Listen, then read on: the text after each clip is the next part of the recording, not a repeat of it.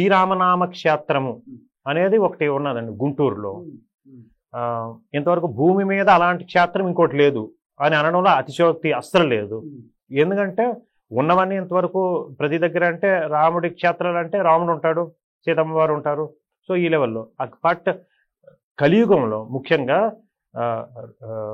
మహాత్ములు అందరూ చెప్పారు, రామభక్తులు మహాత్ములు అందరూ చెప్పింది రాముడి కన్నా కూడా పవర్ఫుల్ శ్రీరామనామము.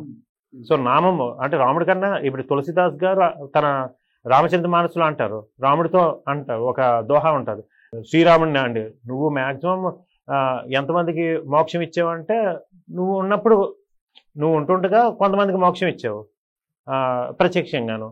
బట్ నువ్వు అవతారం చాలించిన తర్వాత మోక్షం ఎవరిస్తున్నానంటే రామనామమే.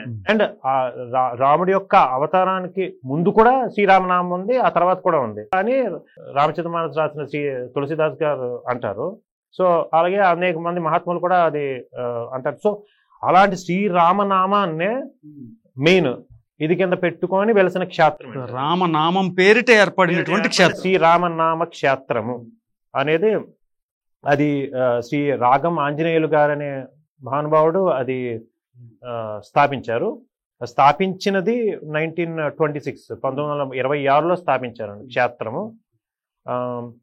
ఆ క్షేత్రం స్థాపించిన తర్వాత ఆల్మోస్ట్ కొన్ని యాక్టివిటీస్ జరుగుతూ అఫీషియల్ 1936 నుండి అంటే 1936 నుండి అఖండ శ్రీరామనామ జపం 24 hours ప్రతిరోజు 24 గంటలు ప్రతి వారము 365 రోజులు సంవత్సరము అలాగే అఖండంగా ఇప్పటికీ జరుగుతున్నది. రేపు నెక్స్ట్ ఇయర్ 2026కి 100 years కంప్లీట్ చేసుకుంటారు సక్సెస్ఫుల్లీ. సో మామూలుగా ఒక్కసారి శ్రీరామ అని అంటేనే ఒక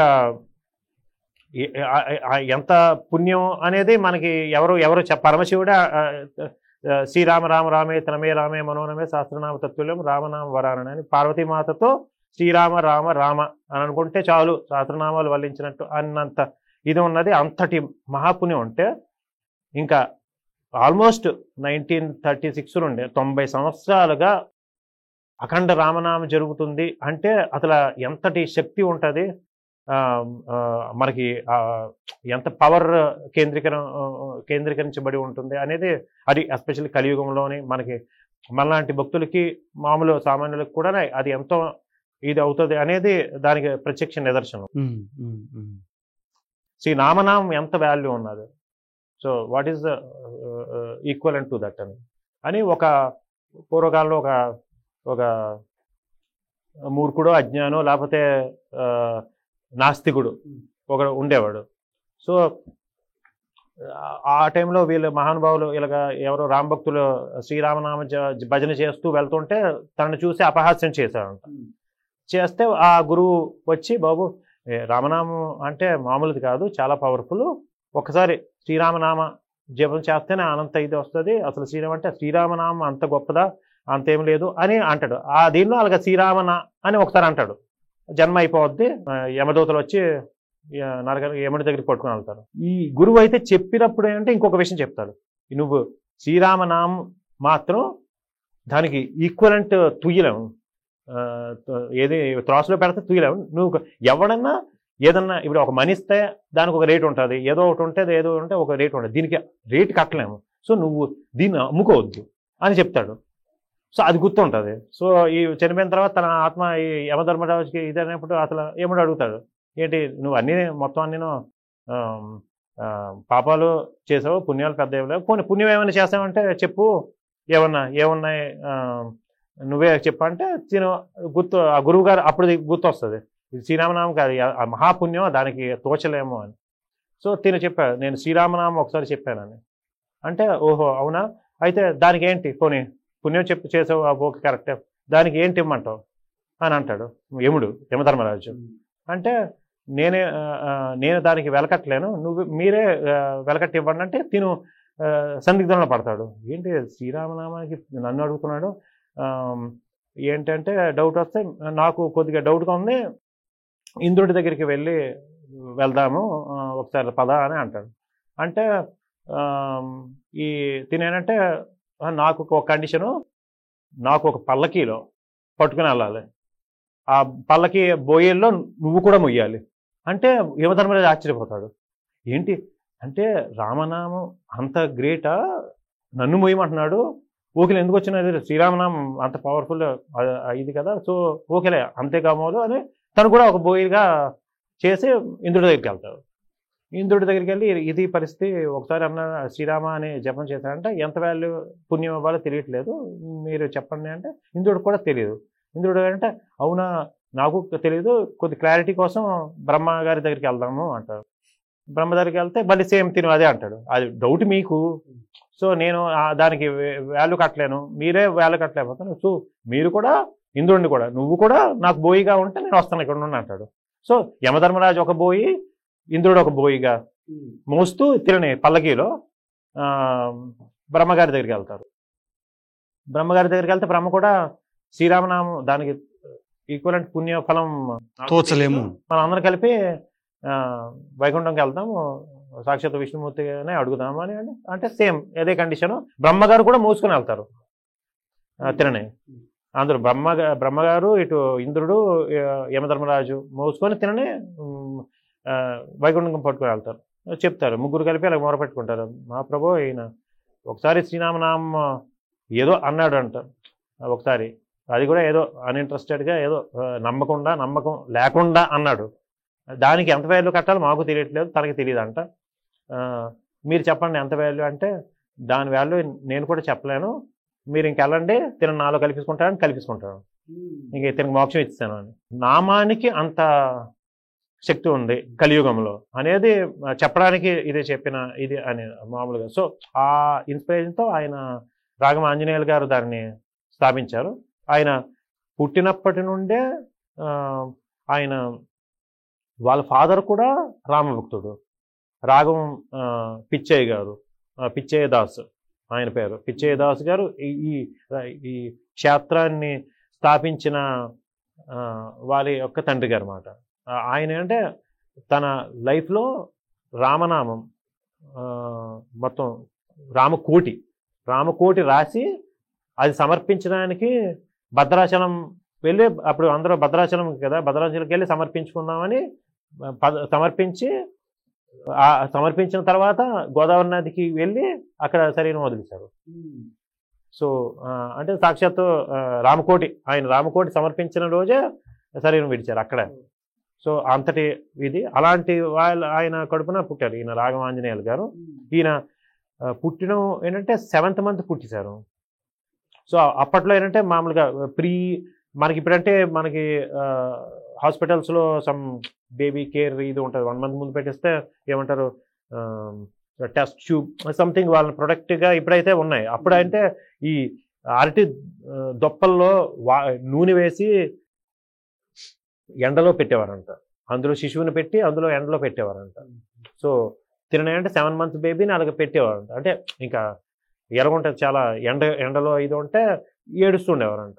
సో వాళ్ళ మదరు ఏంటంటే ఫస్ట్ నుండి ఆవిడ మహాభక్తురాలు, రామ పాటలు రామ భజనలు అవి చేసేవారంట. రాముడి పాటలు పాడుతుంటే తిను నవ్వుతూ వినేవాడంట. సో తిను వాళ్ళ అమ్మగారు అది ఇనీషియల్గా పెద్ద పట్టించుకోలేదు, తర్వాత పట్టించుకొని ఏంటి ఈ పిల్లాడు ఏంటి రాముడి పాట పాడుతుంటే అలాగున్నాడా, ఏదైనా పాట అనేది సినిమా పాటలు అలాంటివి కూడా ఒకసారి పాడితే అప్పుడు ఏడ్చేవాడు. బట్ రాముడి పాట పాడితే అంటే అప్పటికి వాళ్ళ తల్లిదండ్రులకి అర్థమైంది తిను మా పరమభక్తుల్లా ఉన్నాడు. సో అని అప్పటి నుండి తనకి అలాంటి పుస్తకాలు అలాంటి కథలు చెప్పడం, రాముడి గురించి చెప్పడం ఆ లెవెల్లో అన్నీను ఇది చేస్తూ చిన్నప్పుడు తను ఆటలాడుకోవడం కూడాను చిన్న చిన్న రాముడి బొమ్మలు పెట్టుకొని ఒక రాముడి పీటలాగా పెట్టి ఆ పీట ఆయన చిన్నప్పుడు పూజ చేసిన పీట కూడా ఇప్పుడు రామనామ క్షేత్రంలో ఉంటుంది, మనం దర్శించవచ్చు. సో అలాంటి ఆ లెవెల్లో ఆయన చేసి అలాగా రామనామే ఊపిరిగా బతుకుతున్న ఆయనకి మన భక్త తుకారాం గారు వాళ్ళ మనవడు, ఆయన పేరు తుకారాం గారు. ఆ తుకారాం గారు ఈయనకి మంత్రదీక్ష ఇచ్చారు. సో ఇచ్చి తనని మొత్తం దాంతో ఆయన తన తాదాత్మ్యం చెంది మొత్తం రామనామం చెప్తూ అలా తిరుగుకునేవారంట. తిరుగుతూ ఎవరో ఇచ్చారు ఒక ప్రదేశం చూపించి, ఈ ప్రదేశం ఇస్తాము, మీరు కావాలంటే ఇక్కడ ఆశ్రమంలాగా పెట్టుకోండి, ఏదన్నా రాముడిని స్థాపించండి అంటే ఈ రామనామ క్షేత్రం. అప్పట్లో ఇది ఊరికి బయట మామూలుగా అడవిలాగా ఉండేదంట. ఒక పెద్ద చెరువు పక్కన ఉన్న కంప్లీట్లీ ఉన్న అరణ్యంలో ఉన్న ఒక ప్లేసులో రామనామ క్షేత్రం అనేది ఆయన మామూలుగా ముందు ఒకటి పెడదామనుకొని పెట్టారు. ఈయనకి ఏంటంటే ఆ ఇచ్చిన క్యాండిడేట్ దాత ఏంటంటే మీ పేరు మీద ట్రాన్స్ఫర్ చేస్తానంటే ఈయన నా పేరు మీద కాదంటే అది ఇప్పటికే అది రాముడి పేరు మీద ఉన్నాడు. అది ఒకటి యూనిక్ థింగ్. అది ఎవరి పేరు మనిషి పేరు మీద ఉండదు. మామూలుగా మనకి మన ఆస్తి పేపర్లో ఏమంటే మన పేర్ల మీద అలాగ ఉంటాయి కదా. సో అది వాళ్ళకి ఎవరి పేరు మీద ఉండదు. ఆ ప్లేస్ అనేది రాముడి పేరు మీద ఉన్న ప్లేస్ ఆల్మోస్ట్. అది అప్పుడు దాన్ని కట్టి ఇంకా ఇలాగ అఖండ రామనామ జపం చేస్తూ ఆయన మొత్తం త్రూఅవుట్ భారతదేశం నుండి రాని మహానుభావులు ఎవరూ లేరు అక్కడ. సాక్షాత్తు నడిచే శివుడు, నడిచే దేవుడు అనే పిలువబడుతున్న కంచికామకోట పీఠాధిపతి శ్రీ శ్రీ చంద్రశేఖరేంద్ర సరస్వతి మహాస్వామి గారు అక్కడికి ఆయన విజయయాత్ర చేస్తున్నప్పుడు అక్కడికి వచ్చి ఆయన అనుష్ఠానం చేసుకున్న దివ్య ప్రదేశం. సో అదేవిధంగాను అనేక మంది మహాత్ముడు పెదజీయర్ స్వామి గారు ఆయన అక్కడ ఎక్కువగా ఉండేవారు. సో అలాగా ప్రతి మహానుభావులు అందరూ వచ్చిన వారి పాదధూళి సోకిన ప్రదేశం అది. సో చాలామందికి ఎందుకంటే గుంటూరు ఆ చుట్టుప్రక్కల ఉండేవారికి ఇప్పటి ప్రజెంట్ వాళ్ళకి ఎవరికి కూడాను దాని యొక్క ప్రాశస్త్యం అంతగా తెలియదు మామూలుగా. సో ఎందుకంటే ఒక్కసారి రామనామ జపం ఇది చేస్తున్నందుకే అంత ఉంటే నిత్యం అంత జరుగుతూ ప్లస్ ఇంకా ఏంటంటే అక్కడ రామకోటి స్తూపాలు ఉన్నాయి. అంటే రామకోటి రాసిన వాళ్ళు అక్కడ సమర్పించవచ్చు. వాటిని పెట్టి ఒక స్తూపాలుగా కట్టారు. అలాంటి స్తూపాలు 3 ఉన్నాయి. ఈ మొత్తం మీద 6,000 కోట్ల రామనామ లిఖితమైన రామకోటి ఇవి అక్కడ ఉన్నాయి. 6,000 కోట్ల రామనామాలు అవన్నీ అక్కడ నిక్షిప్తమై ఉన్న ప్రదేశం. ఇది కాకుండా ఈ రామనామ జపం సంకీర్తన కంటిన్యూటీ కాకుండా ఇది ఇది. సో అక్కడ ప్రతి కణం కంప్లీట్లీ రామనామమయమైన ఇది. సో అది అలాంటిది డిఫరెంట్గా అందరికీ అది. ఎందుకంటే కలియుగంలో చాలా సింపుల్గా తరించే మార్గం అంటే నామజపం కాబట్టి. సో అలాంటిది ప్రతివాడు దర్శించుకుంటే చాలా వాళ్ళే ఆ అనుభవంలోకి తెచ్చుకోగలరనే ఒక ఉద్దేశంతో చెప్తున్నాను.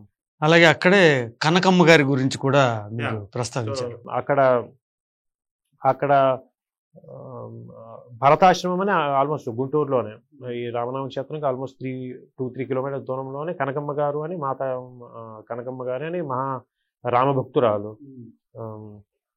ఆవిడ కొలువై ఉన్న క్షేత్రం కూడా ఉంది, భరతాశ్రమం అని అంటారు.